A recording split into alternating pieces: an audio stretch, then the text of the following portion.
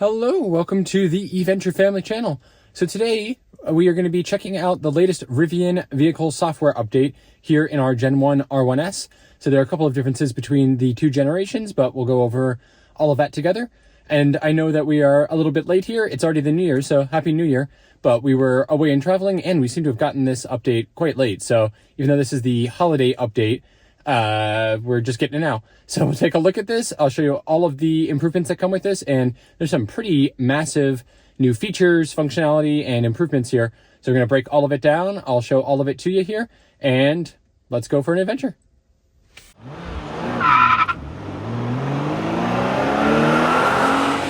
That's right.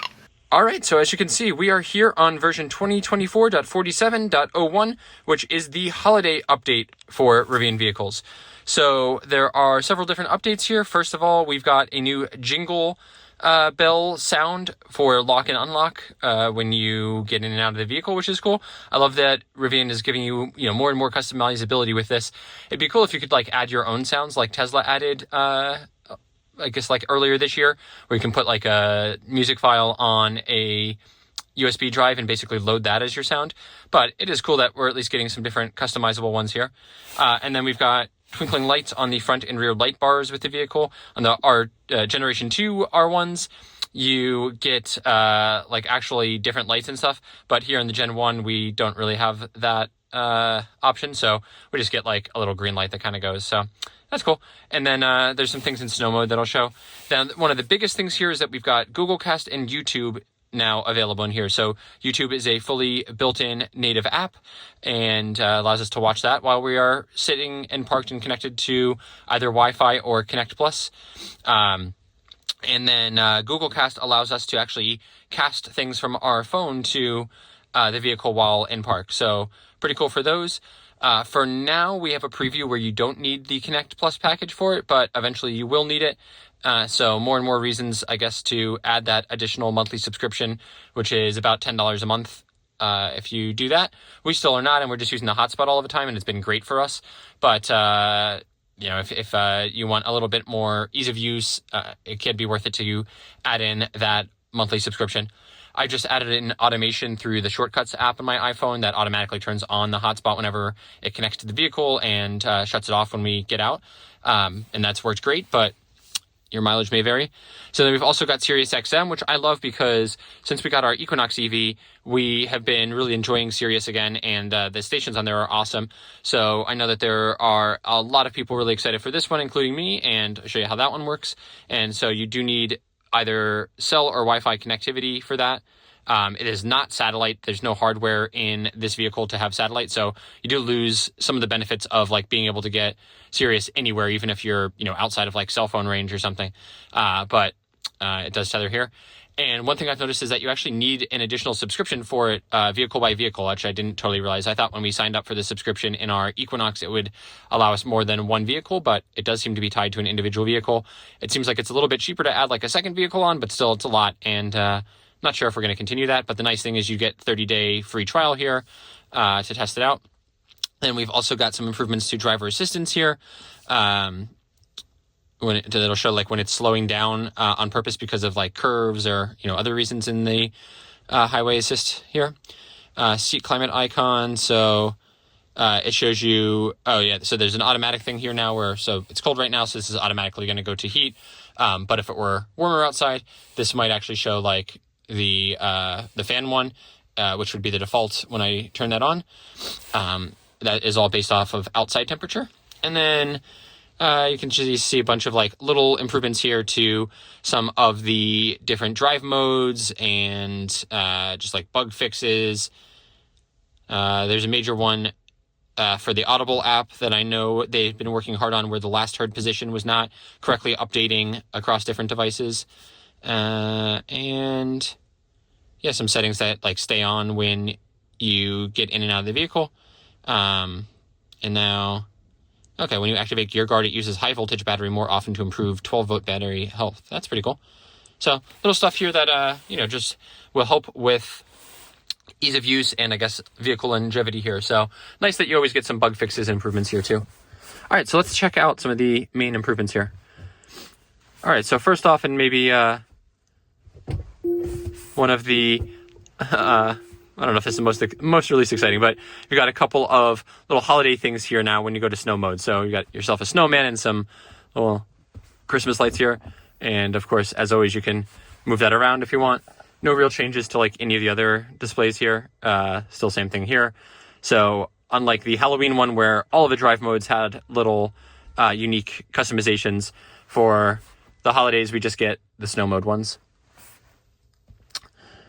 All right, now coming here to music, you can see we've got SiriusXM now, and I've logged into my account, so I get all of my preferences and stuff, which is cool.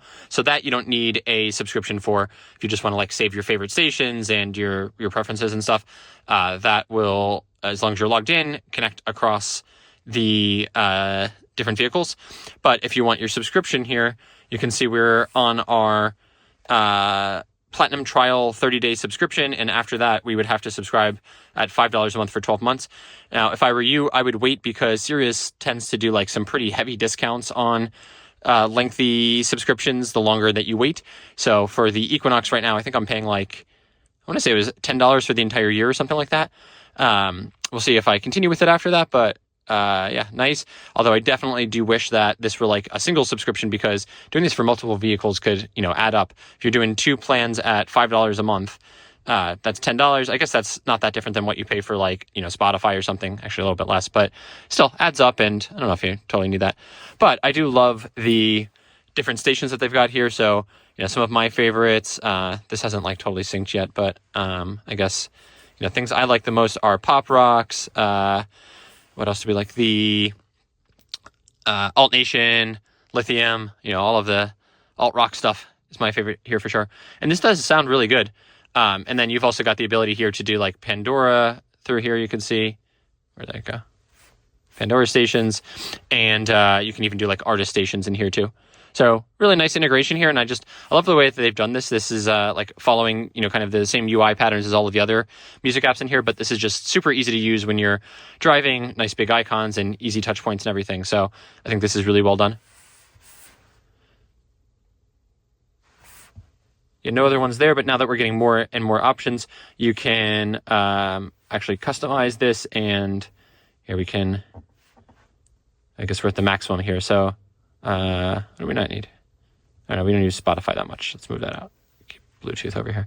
So now my favorites will be over here and a little bit easier to access. So nice that you can customize this bar too. All right, and now as you can see, we've got this new one for video.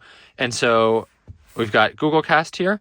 So go through a little bit of additional setup here. So we need to turn on the hotspots. Now we're going to scan this QR code and open a media app, and we should have the cast button in here. So you have to connect your phone basically to the mobile hotspot in here. Because of the security of the way that this works, basically both devices, meaning the Rivian and your phone, need to be on the same Wi-Fi network in order for casting to work. So you have to have your phone connected to the Wi-Fi here. It'll still use cellular as needed to actually cast it. What is this? All right, here we go. So that was super easy. I opened the YouTube app here and casted it from my phone. So that's awesome. Let's just turn that off. So yeah, you can see that works super well. Quality looks really good here. Wow, I'm surprised by just how great this looks. Really nice on the big screen here. So you are limited to the front screen right now. You cannot cast or anything to the back one here for your rear passengers, which is probably what we would want the most. But yeah, this works with YouTube, Disney Plus. Does not work with Netflix currently, which is a bit of a downside because the kids love that. Or Apple TV, which would be great for me because there's a lot of good sci-fi on there that I like. But yeah, this is great. And then you have all of these controls here, like all of the normal, kind of YouTube things here. I can get like, all of our other stuff to show up here even while we're playing. Control the volume and brightness. What do these do? Oh, get back out of here. And yeah, actually, I wonder if it looks like as I was casting this, it opened up the YouTube app. So here's a look at what the YouTube app looks like. So you can sign in and then get everything that way. Yeah, then, we can browse and find all our stations here, which is nice. But yeah, you can also cast any other video apps also. One weird thing I noticed is that I seemed like I had to turn the hotspot off on my phone to do this. So I think probably the two things interfere with each other, since you need to be on the Wi-Fi for the Rivian. The Rivian can't be on the Wi-Fi of your phone, or you get like some sort of weird circuitous thing. So you just need to be aware of that. But otherwise, it worked great. Let's just double check and see if Disney works okay on here. All right, yeah, no problem. So that is working fine. Just pausing it because I don't want to get a copyright thing on here, but that looks great. We've got closed captions, play and skip and everything. So yeah, it seems to be great, and controls are largely the same here, it looks like. Pretty cool. All right. Interesting thing was when I did cast, it says Rivian R1T, so there must be some default that never changed in here. But yeah, that's cool. Looks great. All right, so casting working phenomenally here. All right, and then as you can see, we've also got YouTube in here, so you can start watching here with the YouTube app. This is what we saw before. So I can sign in here and get all of our, my preferences and stuff, but you can also just browse through here in the non-signed in experience. So yeah, pretty cool. It looks like I can even do YouTube music here, but if you'll notice that the second I go into the second I go into like park or reverse, that's going to go away and playback is going to stop. So no way to do music and stuff through casting or the YouTube app right now. So hopefully we'll get that soon. That should be a pretty simple thing for them to implement in the future, I think. Really not difficult at all to do. But for safety, I guess, they don't want you, watching something as you're driving around. So that'll automatically click you out of here. All right, cool. YouTube app looks great. All right, and then last up here, we've got, let's see, where is our lighting here? Do we set the holiday one in here? No, it doesn't look like it. This is kind of laggy right now. That's weird. So no new light bar customizations for the holidays. But let's see, we should have, here it is. I was just looking in the wrong place. So we've got our day and night one where we can switch between the bluebird and the owl. I actually like that one. Then we've got jingle here. So let's see, I think I'll have to do it from the outside to here. And then we should also see the little jingly green lights. Let's go check that out from the outside. All right, let's see.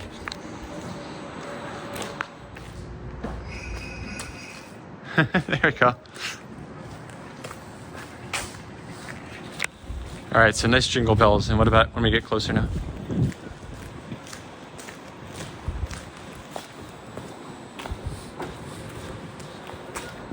So I guess it's only on lock.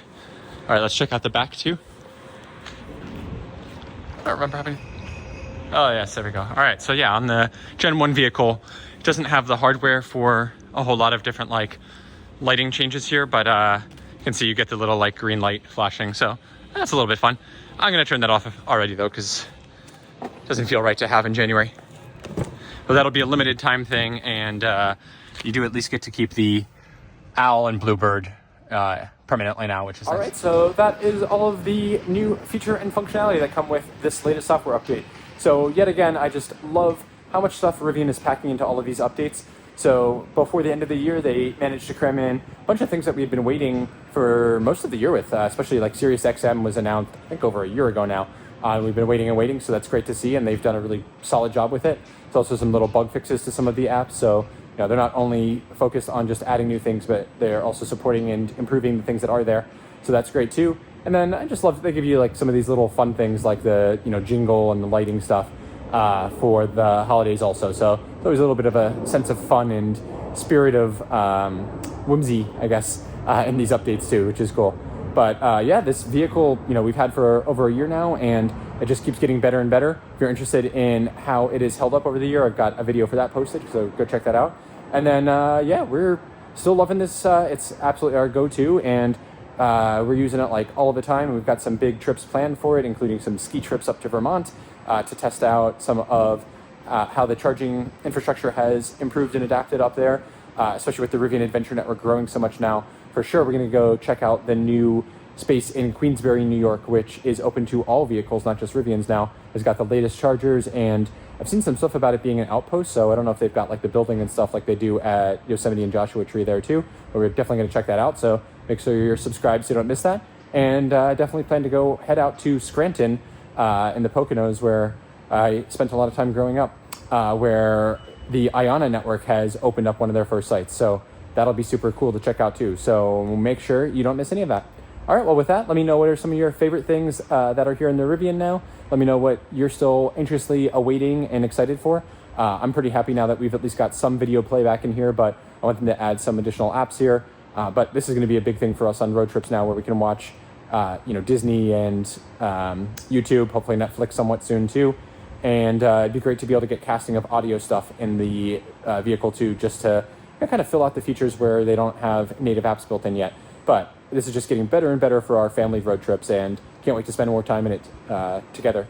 All right, well, with that, thanks so much for watching, and we'll see you out there for another electric adventure soon.